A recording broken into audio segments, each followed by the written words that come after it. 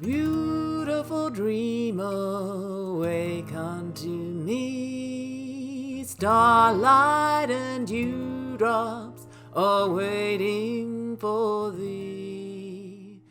Hi, this is Maria from DressPatternMaking.com. This started as a 3-part series on drafting the pants block, but now it's turned into 5 parts. This is part 4, drafting the block for Jane. This system for drafting pants that I've devised is a work in progress, and I have thought of ways that I can improve it since I've started making these videos. But I've continued in this video, and I will continue in Anne's video to do it the same way that I've started in the others. But I do plan on improving it. I'll be changing it a bit and hopefully making some things a little bit simpler. I'll be publishing an EPUB booklet, not a paper version, that I'll be selling, and I plan on publishing that in the next couple of months. Before I take just a couple of minutes to compare Jane's figure to the standard figure, I just want to remind you why I'm doing these comparisons. I'm going into this detail for people like me who have used other block making instructions and have struggled getting a good fit with those instructions and who want to understand why. After getting bad results a number of times, in the end I wanted not only a block that fitted, but I wanted to understand why these block making instructions weren't working for me, and I'm wanting to pass on what I learned. Jane has less of a difference between her waist and her hips than the standard figure. Her thighs are proportionally smaller, slightly, but smaller. She has a drop bottom, which means she needs a longer crotch length, and her last circumference is at her crotch depth, not 2 inches above her crotch. So these are the things that would have been a problem using the other system, but we're going to cover them all, account for them all, so it won't be a problem for Jane in my system. In video 2, I drafted up to this point for the standard figure, but those instructions are valid for all figures. I will point out though that as Jane's largest circumference is around her crotch, the width of the foundation from point C to point I is based on her circumference around her crotch level rather than her low hip. So I'm starting from here, and now I'm going to zoom in at 200% so we can focus on the foundation and do the waist shaping. So I'm zooming in to 200% of the previous image so I can focus on the foundation and you can see it better. Currently the crotch depth is the body measurement crotch depth, and we need some ease. Therefore I'm going to drop the crotch point. From point D, I will measure down 5/8 of an inch at right angles to the C to D line and mark point D1. I'll continue the L to I line down below the C to D line for an inch or so, that's shown with the pink arrow, and then draw a line at right angles to touch the new crotch point D1, and that's shown by a blue arrow. These are just guidelines that may help us draw the crotch curve in later. Now I need to do a calculation to do the waist shaping. I'll take Anne's waist measurement, which is 29.5 inches, and add 1 inch ease. The sum is 30.5 inches, and I'll divide that by 4. So the waist for both the front and the back will be 7 5/8 of an inch. I'm going to try to apply the standard waist shaping for Jane and see what we get. On the waistline from point L, I will move in 1/2 inch and mark point P. Just to explain or remind you, if you've watched the previous videos, what I mean by standard waist shaping. I'm referring to giving step-by-step instructions that work well for a figure that has 10 inches difference between the waist and the hips. So if you have 10 inches difference between your waist and hips, those instructions will probably work well for you. The problem is that it might not work so well if you have more than 10 inches difference or a lot less. Whether or not it ends up working well also depends on whether your high hip is in proportion to your waist and low hip. So basically, although I've been able to write instructions that get a better result for most figures up to a certain point, as in including the thigh measurement and showing how to get the crotch length, as far as waist shaping goes, I can't see a way of writing one set of step-by-step instructions that will get a good result for everyone. So I'm suggesting that everyone tries the standard waist shaping to begin with, and then I work through some problem solving if that doesn't work. So I've moved in 1/2 inch from point L to point P. I'll draw a line from point P on the waist to point J on the low hip line. At the point where it crosses the high hip line, I'll mark point K2. Now I'll take the waist measurement of 7 5/8 of an inch and add 1/2 inch for a dart. Using that total, I'll measure from point P towards point O on the waistline and mark point Q. So moving on to the high hip. I'll take the high hip measurement and add 1 inch ease for a total of 36 inches. Dividing that by 4 gives me 9 inches. On the high hip line, I will measure from point K2 towards point N and mark point R.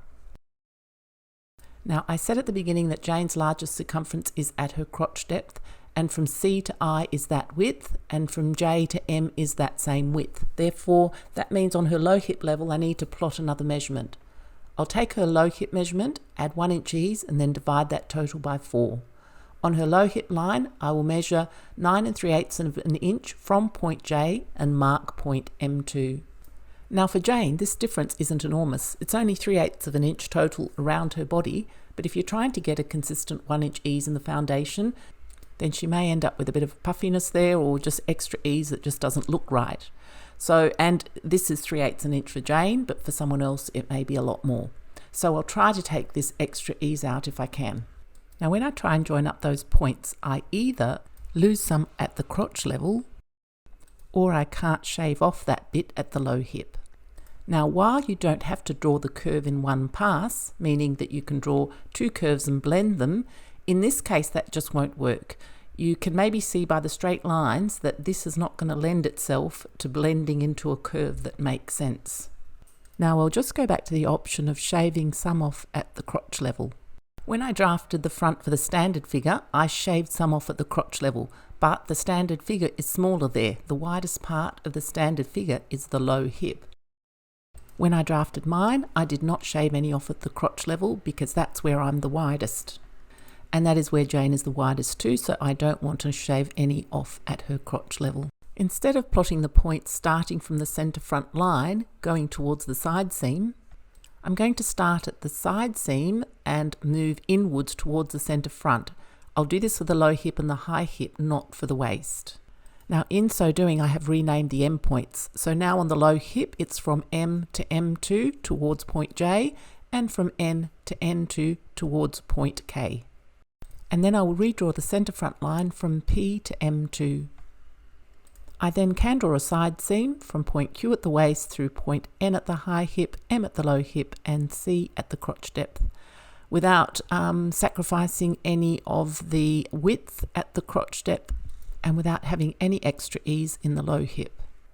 Now given when I drafted my block, I came in at the centre front more than the standard figure. For example, the distance L to P was more than 1/2 an inch. Because I'm curvy, you may think that for Jane, the answer would be to make the L to P distance shorter and try to do the waist shaping that way rather than the way that I just did it.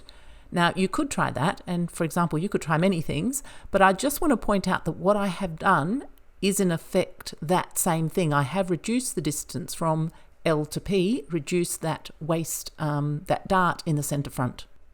Because I've moved the low hip point over to the left, so M2 is to the left of J, if I draw a line straight up at right angles to the low hip line from M2 to the waist, that's the pink dashed line in the image, you'll see that the point where that crosses the waist is to the left of point L. So the distance between point L2 and P is shorter. So that front dart is actually smaller than for the standard figure. So now to finish off this front, I made an allowance for 1/2 an inch dart, which I'll centre on point A, so the dart will be 1/2 inch wide and 3 inches long. Now all that needs to be done to finish the front is to draw the crotch curve and then measure the crotch length to check if it needs adjusting. Now I had actually previously drawn those guidelines, which are shown in purple on this image, but because we moved point M2 over, or we moved the low hip point over from J to M2, we'll need to redraw that guideline. So I'll draw a line down from point M2 at right angles to the low hip line, and that's shown with a pink arrow. Then I'll draw a line at right angles to that line to touch the crotch point D1, which is shown with a blue arrow.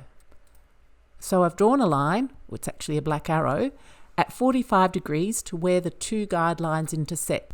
Now I want to talk about the length of that arrow, which helps you draw in the curve. Now most block making instructions give you very clear, almost exact length for that line to help you draw the curve. Now that standard figure is the one that I drafted using my system, And the length of that arrow to draw the curve is very close to what most block making instructions suggest. Now I've got there some examples. Joseph Armstrong says 1¼ inches. Aldridge gives more exact measurements based on the hip size, and Knowles is similar to Aldridge. The issue is that the system of determining that arrow length to be that is based on that proportional relationship between the hip and the extension, which equals the thigh. So if Jane had that proportional relationship between her hip and thigh, which is shown by the pink lines, and that difference there is a difference between her crotch length and the standard figure.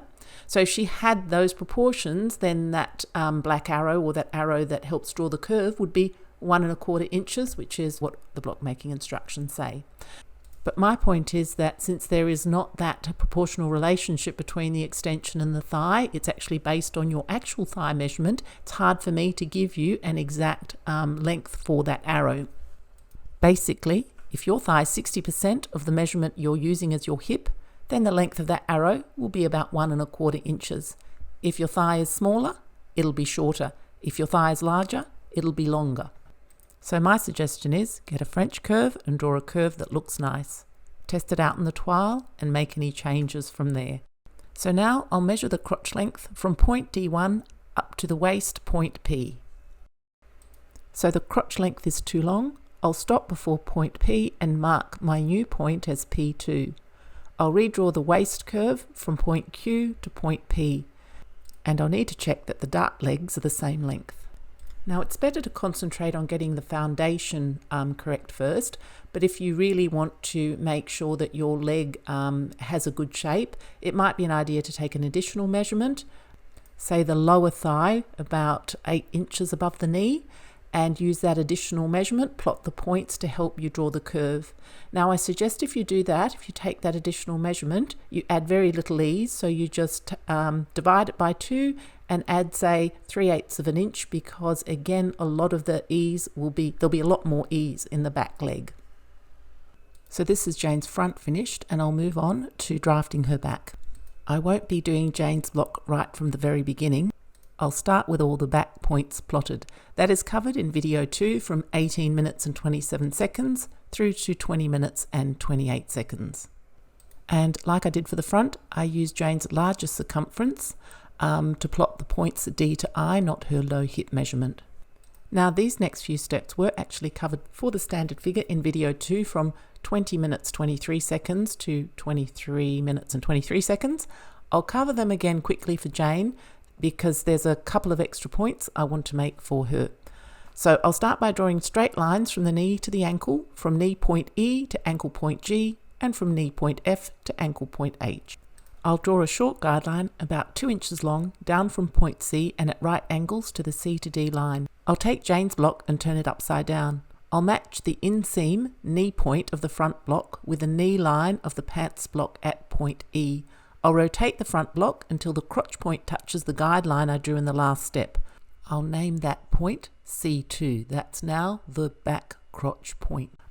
I'll set aside the pants front for the minute and measure in 1/4 inch from point D and mark point D2. So I'll bring the front block back again and flip it over to match the outseam knee point of the front with the knee point F of the back. I'll rotate the block so it passes through point D2 and touches the low hip at point M. I'll trace that front block from point F to point M. I'll rotate the front block so that the crotch point, low hip, high hip and waist lines match up and the front is exactly on top of the back at those key points. I'll trace the front side seam line from the low hip point M to the waist and label at the point at the waist point P. Now this shaping of the side seam, we did this for the standard figure and we actually did it for my figure too, but someone might question this because we've moved in 1/4 inch from D to D2, we've shaved off some of the crotch circumference for Jane, and since we went to the trouble of making it wider here, why, is it going to be too small for her? Well, 2 things on that. Well, firstly, if I had plotted D to I using her low hip measurement as shown by that pink dashed line, and I had come in here from D to D2, then she would be smaller there than she is currently. But more to the point, on the back here, D to I does not correlate to the place where I measure the circumference around Jane's crotch level. At the front it is, but here at the back it isn't. Let me explain. That pink line on the green block shows where that crotch circumference would be. It is not from D to I, it is angled up from D to I. The toile that is shown is my toile, but the concept is the same. I'm just showing it to you here in 3D because sometimes in 2D it's harder to see, So here it is in 2D. What should be obvious is the length of the pink arrow is longer than the length of the blue arrow. So Jane will have a bit more length than is indicated by D to I or by the blue arrow. Now another thing is that Jane does need an extension to her back crotch length because she has a drop bottom. Her crotch length is longer than the standard figure, so it might be clearer once I've done that.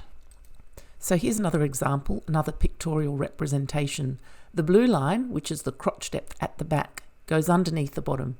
When you're measuring around the body at the crotch level, you do it at the front crotch level parallel to the floor. So the blue line going underneath the bottom is not where you're measuring, where the tape measure goes around when you're measuring that circumference.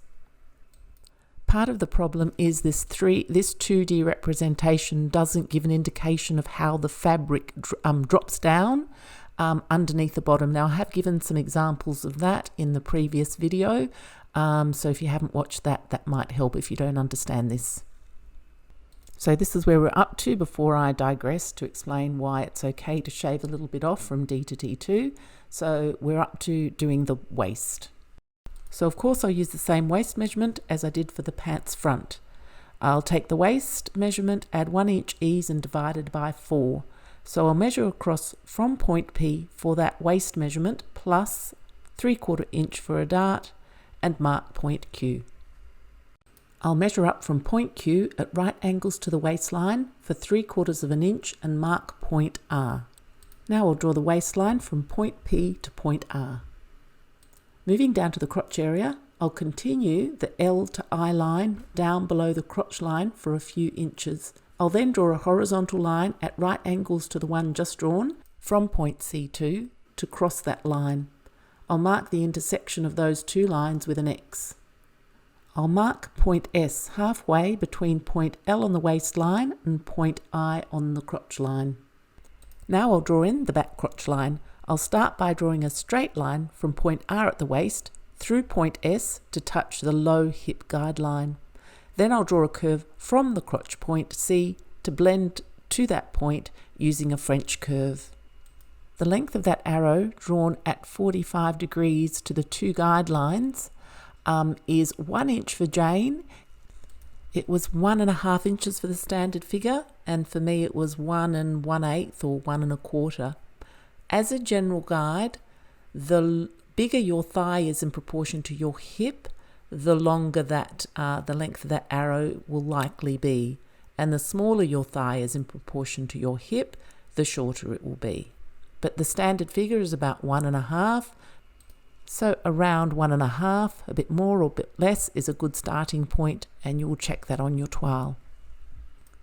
So in the centre of the back waistline, I'll draw a dart that's 3/4 inch wide and 4.5 inches long. The dart should be at right angles to the waistline. So I've checked the crotch length and it's too short. It's 13 13/16 inch. Jane needs 15 3/4 inches. So I'm going to have to cut and spread to get that extra length like I did on my block. I'll draw a straight line from point D2 through the low hip line and cut and spread, keeping a hinge. So that means I'll cut up to point D2 on the left and then cut in from the low hip. And so yes, keep a little hinge at point D2. So I've put some yellow paper underneath and I've opened it up and measured it, and I might have to close it and open it up a bit more to get the right length. When I've determined that I've got the right length, I'd stick it down with sticky tape and then smooth that curve. I will also need to smooth out the side seam curve. Now in cutting and spreading, the grain line has moved at the top, so the correct grain line is the one that comes up straight through the middle of the leg. So extend that grain line shown by the black dashed line, and grain line is written there. The pink dashed line is the previous grain line that's kind of skewed off when we cut and spread, so that can be rubbed out or gotten rid of. You want the grain line that goes straight up the leg. Now here's Jane's final block, front and back. I actually haven't notched it. Make sure you notch your block. I suggest you draw all of your lines on your toile. If you have added to your crotch length, I suggest you keep a note, as I have done with that yellow wedge, and draw it on your toile as well. So that's the end of this video. Next time, drafting the block for Anne, and after that, why up a bust. But for the moment, ciao! Beautiful dreamer, wake unto me. Starlight and dewdrops are waiting for thee. Sounds of the rude world heard in the day, loved by the moonlight, have all passed away.